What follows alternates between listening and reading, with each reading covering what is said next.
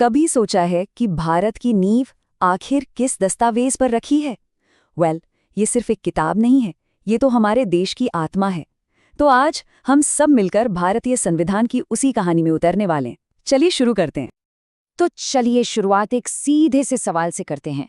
आखिर 26 नवंबर, ये तारीख भारत के लिए इतनी ऐतिहासिक क्यों है? ऐसा क्या खास है इस दिन में जो हम सबको इसे हमेशा याद रखना चाहिए? जवाब है संविधान दिवस। और एक दिलचस्प बात बताऊं, इसे मनाने की शुरुआत आधिकारिक तौर पर 2015 से ही हुई है। क्यों? क्योंकि 26 नवंबर 1949 यही वो ऐतिहासिक दिन था जब हमने अपने संविधान को अपनाया था। ये दिन हमें उन महान मूल्यों की याद दिलाता है जिन पर हमारा देश खड़ा है: न्याय, स्वतंत्रता और समानता। तो सवाल ये उठता है कि आखिर ये महान दस्तावेज बना कैसे? इसकी कहानी क्या है?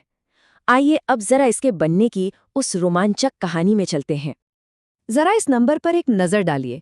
2 साल, 11 महीने और 17 दिन। जी हाँ, बिल्कुल सही सुना। हमारे संविधान को बनाने में, उसे गढ़ने में ठीक इतना ही वक्त लगा था। मतलब ये सिर्फ एक नंबर नहीं है, ये तो हमारे संविधान निर्माताओं के जबरदस्त समर्पण और उनकी कमाल की दूरदर्शिता का सबूत है। ये टाइमलाइन हमें उस पूरे सफर पर ले जाती है। देखिए, कहानी शुरू होती है 9 दिसंबर 1946 को संविधान सभा की पहली बैठक से। फिर देश की आज़ादी के ठीक बाद 29 अगस्त 1947 को डॉक्टर BR अम्बेडकर के नेतृत्व में ड्राफ्टिंग कमेटी बनती है। सालों की कड़ी मेहनत के बाद 26 नवंबर 1949 को इसे अपनाया गया और आखिरकार 26 जनवरी 1950 को ये पूरी तरह लागू हुआ और इसी दिन भारत एक संप्रभु गणराज्य बना। तो हमने ये तो जान लिया कि हमारा संविधान बना कैसे, पर आखिर इसमें ऐसा क्या खास है जो इसे दुनिया में सबसे अलग बनाता है? आइए देखते हैं।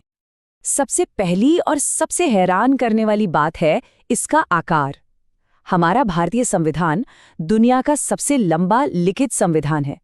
जरा सोचिए, जब ये बना था तब इसमें 395 अनुच्छेद, 22 भाग और 8 अनुसूचियां थीं, और तब से लेकर आज तक ये और भी विशाल हो चुका है।